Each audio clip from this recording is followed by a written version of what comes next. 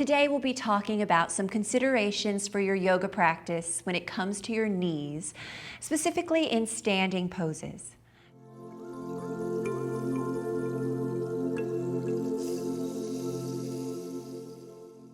In this video, I'll walk you through a few popular standing poses, specifically Warrior One, Chair Pose, and Triangle Pose, and show you some things to explore, adjust, or just be aware of when it comes to protecting and strengthening your knees in your yoga practice. If you're looking for how to modify yoga poses when you're kneeling, like on your hands and knees in tabletop position, then you'll want to check out this video of mine. Let's start with Warrior One, yoga's high lunge. So step one foot in front, the other foot pretty far back. You can adjust and see what feels good. And that back foot's at just a very slight angle.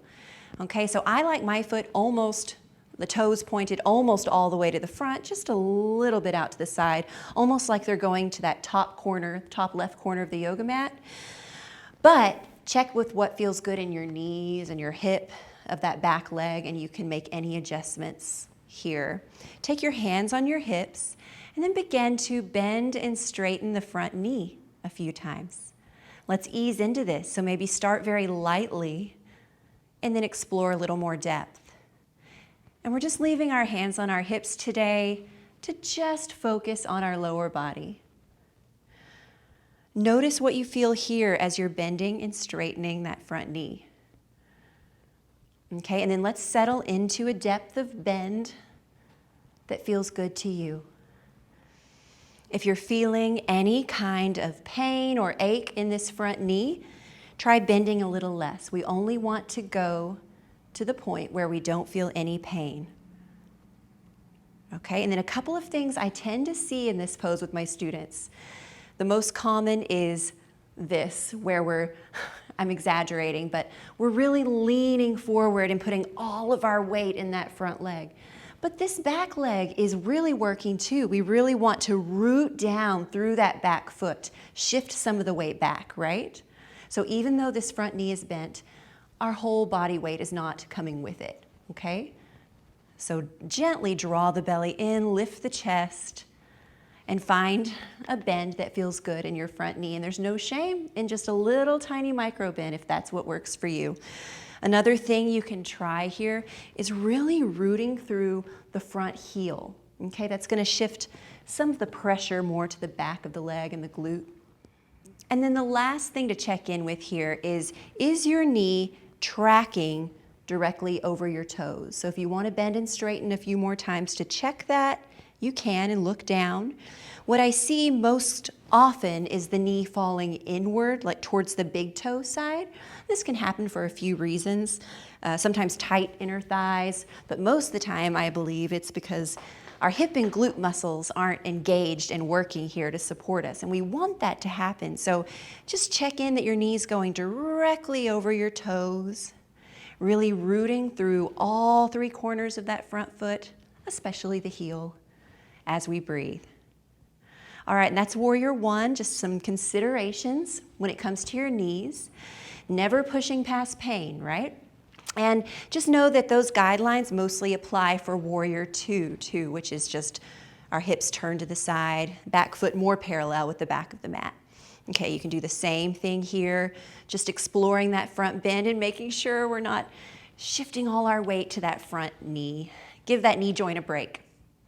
All right, so toe heel your feet in, and let's look at chair pose, Utkatasana. Step your feet about hip distance apart, or I like to say pelvis distance, which is just a little more narrow. See what feels good. Feet are parallel. Hands to the heart today, and then sit your hips down and back. So it's like we're shifting our weight back to the heels. Of course, the balls of your feet are still planted on the ground, and we're hinging here at the hips, so our torso can come down a little forward. So similar guidelines apply here in chair pose, as in Warrior One that we just talked about. So if it causes pain, we don't want our knees to go way past the ankles, right? So again, you can bend and straighten a few times, maybe slowly easing into it, and find a position that feels really good in your body, good in your joints. And then we'll stay there. Press your feet down actively into the mat. And if you're still feeling a little achy in the knees, try this because it'll shift some engagement to the hips and glutes. Try to dig your heels down, and without actually moving your heels, try to swivel them outward. So we're just bringing some strong engagement to the back of the body. Strong lower body as we breathe. Now, another thing to check in here is that your knees aren't collapsing in like this. So pretend my hands are on the outsides of your knees and your hands, that would make more sense. And you're pressing your knees out into your hands. Again, that's all about these muscles on the outsides of your hips. Good. Go ahead and come out of it and maybe kick your bottom a few times, get some motion through the joints. And if that is just still not working in your body, another great option is doing chair pose on the wall. So let me show you that real quick. Regular chair pose is great, but as much as we try to keep our weight back in the heels, there's still a lot of pressure on the knees in this angle, okay? So that's when wall chair can come into play. So you're gonna lean your upper body, your back against the wall. If you do have a block, you get bonus points for using the block, but it's not necessary, okay? So have that handy if you like. Walk your feet a little bit away from the wall, actually quite a bit away from the wall, and your feet can be about hip distance or so apart. We'll just keep our hands on our thighs for now.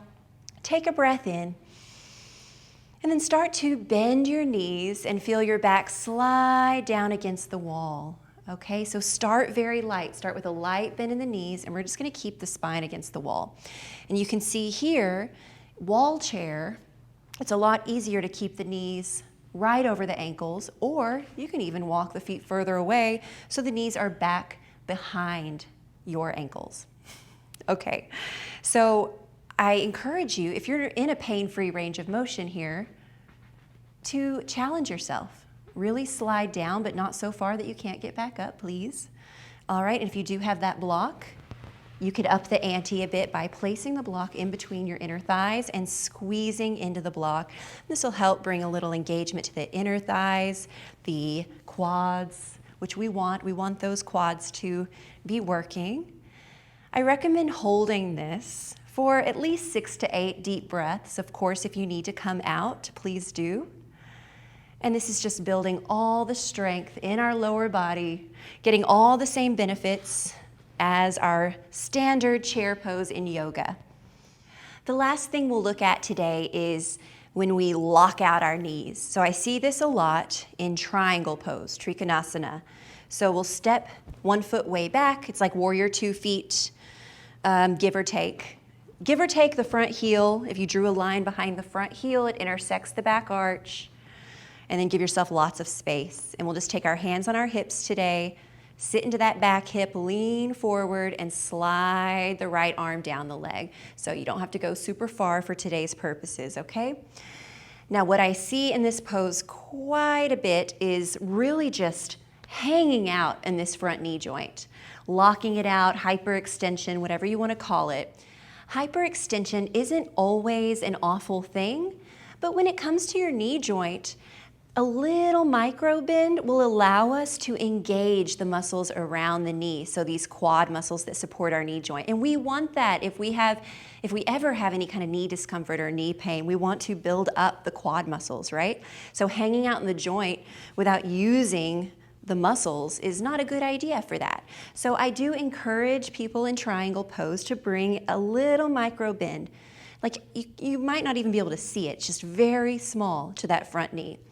Or you can keep the leg straight if you're able to actively engage the quad muscle. So you can think of lifting the kneecap up towards you.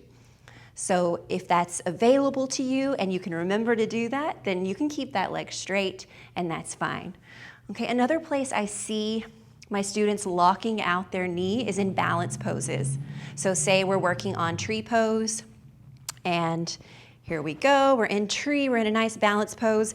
This standing leg, we're locking it out and not using our muscular engagement around the knee. So I encourage you also to just be aware of that when you're in balance poses, okay? Where we want to bring just a tiny little micro bend. Now, to be fair, it might make the pose a lot more challenging, but that's a good thing.